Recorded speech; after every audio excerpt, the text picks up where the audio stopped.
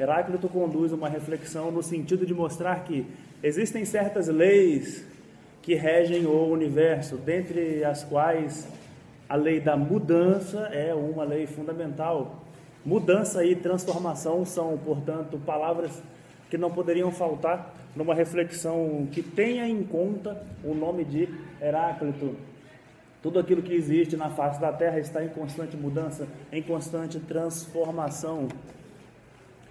É alguma coisa que nós precisamos aceitar, embora, na maior parte das vezes, o ser humano não goste de mudança, não goste de transformação. A nossa tendência qual é? Buscar a zona de conforto, fazer com que nada mude. O ser humano é um ser que se caracteriza pelo horror ao diferente, a contradição. Por exemplo, se você está conversando com uma pessoa e essa pessoa discorda de você, você com certeza não considera isso uma coisa positiva. Você não gosta, você prefere aquelas pessoas que sempre concordam com você. E aí é uma pessoa que você vai dizer que tem afinidade com ela. Tudo aquilo que evolui na face da Terra, evolui em função da contradição, é o que nos faz crescer. Porém, esta constatação, de acordo com a qual não gostamos de mudança, não gostamos de transformação, porque o ser humano é apegado demais. Quem já fez mudança? Quem já se mudou de casa? E na hora da mudança, o que você percebe? Quantas coisas velhas você guarda? Um monte de tranqueira. E aí é aquele momento que você tem para poder jogar algumas coisas fora, não é? E aí você pega alguma coisa, joga fora, aquela prova antiga, aí vem aquela carta do ex-namorado, você pensa em jogar... Não. Tem gente que guarda até papel de bala, as meninas guardam papel de bala dentro da agenda, não é? É a primeira vez, a gente nunca esquece, não é? Mas o ser humano é apegado demais.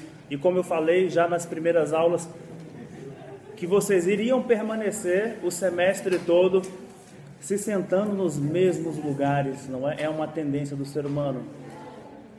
Qual foi o filósofo tratado na segunda aula? Foi Sócrates. E o que está em jogo no pensamento de Sócrates? Uma distinção, uma contraposição que se tornou célebre na história do pensamento. Que contraposição é essa? Bastante conhecido de todos nós até hoje, é esse dualismo entre espiritualidade e materialidade. E se isto é familiar a você, agradeça a Sócrates e Platão ao estabelecer essa distinção. Uma distinção que tem consequências na maneira como nós vivemos a nossa vida. Você veja que existem dois tipos de pessoas. Pessoas mais materialistas e pessoas mais desapegadas às coisas do mundo, aos objetos materiais, aos bens financeiros. Isso se reflete no comportamento de todos os dias, a maneira como as pessoas agem. A pergunta que Sócrates tenta responder qual é? O que é preciso fazer para ser feliz? É como se a felicidade fosse algum lugar que você deseja alcançar. Porém, para chegar lá, é preciso que você tenha consciência de qual é o conceito de felicidade que você tem em conta.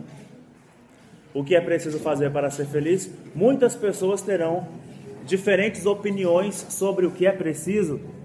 No entanto, onde é que está a verdade?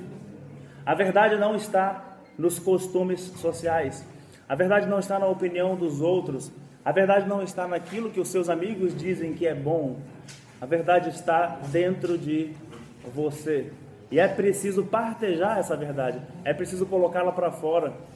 Porque a pessoa que vai sempre pela opinião dos outros, com certeza está seguindo uma receita infalível para não ser feliz.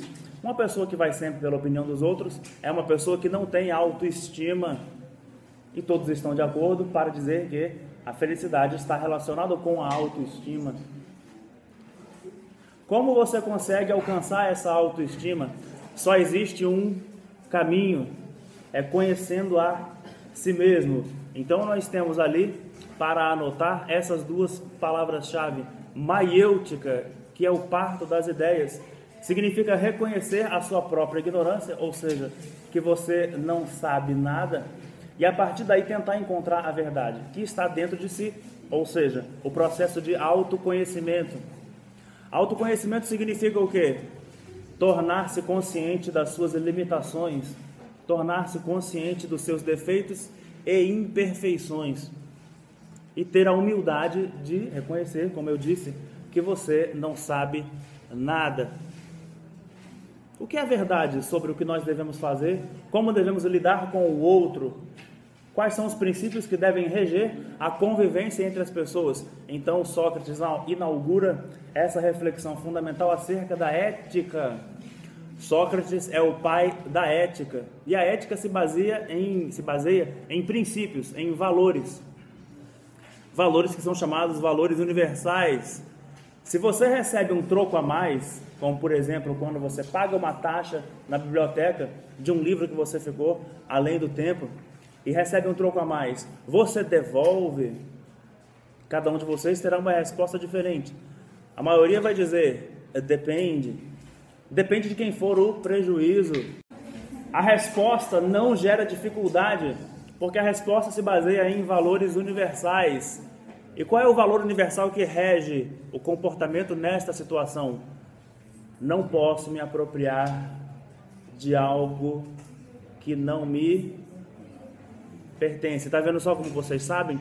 Isso já está dentro de nós, não nos costumes sociais, nem na opinião das pessoas. Se na sua prova você tiver que falar sobre Sócrates, é possível que em alguns momentos você se confunda o que Sócrates falou, o que foi falado sobre Platão, mas isso é muito natural, porque é como se eles fossem a mesma pessoa. De qualquer maneira, aquilo que eles vão ensinar está muito próximo, embora Platão tenha um vocabulário próprio, e no que diz respeito a esse vocabulário, vocês deveriam ser fiéis. As contraposições propostas por Platão, por exemplo, aquela que opõe razão, que é a nossa fonte segura de conhecimento, e a opinião. Opinião de quem? Opinião da sociedade, aquilo que nós aprendemos através do convívio social, que com certeza não é uma fonte segura, como eu disse, porque a opinião das pessoas está constantemente mudando, e alguma coisa que muda tanto não pode ser um conhecimento verdadeiro. O ser humano tem uma característica central, que é deixar-se levar pelas aparências. Porém, como diz Platão, nossos sentidos nos enganam e nos afastam da busca pela verdade.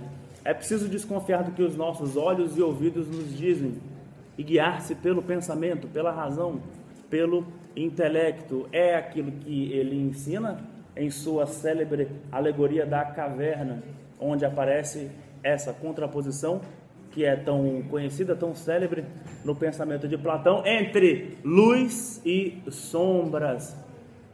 O que é a luz, senão o conhecimento intelectual? O que são as sombras, senão esses ensinamentos que nós absorvemos através do convívio social, aquilo que a sociedade nos ensina como sendo justo, certo, aquilo que deve ser seguido. Só existe um único caminho para o florescimento humano, e esse caminho é justamente o conhecimento. Mas, como diz Descartes, o conhecimento pode ser verdadeiro ou falso. Existe um único caminho através do qual você pode distinguir entre ambos. E esse caminho é não aceitar de maneira ingênua aquilo que lhe é proposto, ou seja, ter a capacidade de duvidar. A dúvida, então, o método através do qual pode-se alcançar alguma certeza na vida, porque quem não tem certeza de onde quer chegar, para essa pessoa, qualquer lugar serve. Descartes nos propõe, então, que nós sejamos capazes de ter esse discernimento entre o verdadeiro e o falso, já que, como ele percebeu, recebera muitas falsas opiniões como verdadeiras e que era preciso duvidar uma vez em sua vida de todas essas falsas opiniões. Ele descobriu que muitos sonhos eram tão reais que pareciam verdade, e que a diferença entre o sonho e a vigília era muito tênue. Porém, nós não estamos sonhando, nós estamos realmente aqui, nós não morremos, nós estamos vivos. E como é possível ter essa certeza? Basta recorrer à ideia de Deus. Se você pensa em Deus, significa que Ele existe, pois você não teria a capacidade de formular esta ideia. E se Deus existe, Ele tem um conceito, um ser infinito, perfeito e bom. Se Deus é bom, não me engana. São ideias inatas, a ideia de Deus, a ideia de alma. Por quê? Você nunca viu Deus, mas você sabe como Ele é. Você nunca viu uma alma, mas você sabe do que se trata.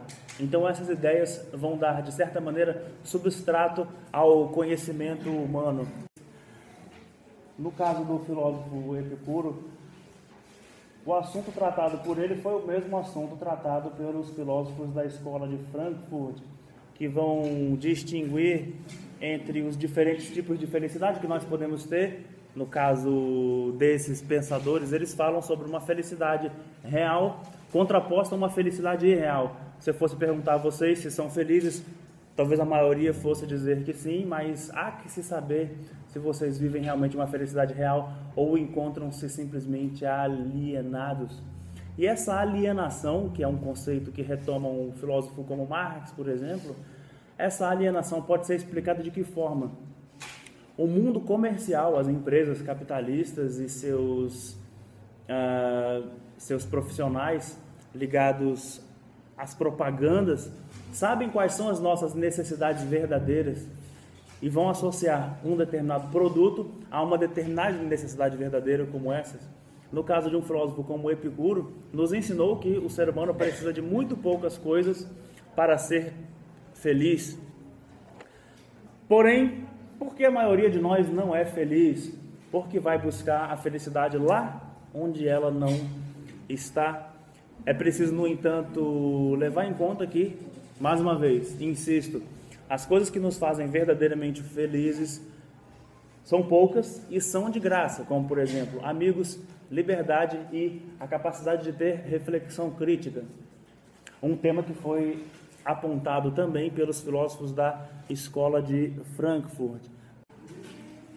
Faltou falar sobre Aristóteles, e aí eu vou dar uma chance para vocês. Tem uma palavra que não pode faltar em Aristóteles. Que palavra é essa? Muito fácil. Uma palavra para Aristóteles. Virtude, mas como eu disse, isso era fácil. Então, falar de Aristóteles e não falar da virtude é algo que seria, assim, escandaloso. Mas não basta falar o que é virtude, é preciso dar a definição de virtude como sendo o meio termo entre o excesso e a falta. Agora, quando eu falo em excesso e falta, não é excesso de peso ou falta de amor próprio, são coisas bastante específicas. Estou falando das paixões da alma, paixões psíquicas, que não podem ser nem exacerbadas, nem reprimidas. O ser humano tem muitas vontades. Lembram quando eu falei sobre isso? Que o ser humano tem várias vontades? Não é que ele tenha que eliminar suas vontades, porém ele precisa manter-se no meio termo. Vamos ver se vocês se lembram. Qual é a vontade que é mais difícil de se controlar? É a vontade de falar, não é? E nós não conseguimos realmente parar de falar, porque a virtude não é um ato fortuito, ela se torna um hábito na medida que é exercitado, acaba se incorporando em nosso ser. Então não é qualquer coisa que vai te perturbar, não é qualquer coisa que vai fazer você passar dos limites, porque o virtuoso não esquece a virtude. Por quê? Porque se tornou um hábito. E ele entende que existem duas coisas que se tem que levar em consideração: os fatores externos e os fatores internos, que são as paixões. Em relação aos fatores externos, são coisas que acontecem na nossa vida que muitas vezes são para o nosso bem. Existem coisas maravilhosas que acontecem quando tudo dá errado, coisas que nunca teriam acontecido se tudo tivesse dado certo. Agora nós precisamos ter esse olhar, esta visão além do alcance. Existe uma frase bastante interessante em Aristóteles, quando ele diz que devemos agradecer tudo o que temos na nossa vida, inclusive a dor, porque é a dor que faz com que você se torne uma pessoa melhor. Os melhores remédios são os amargos,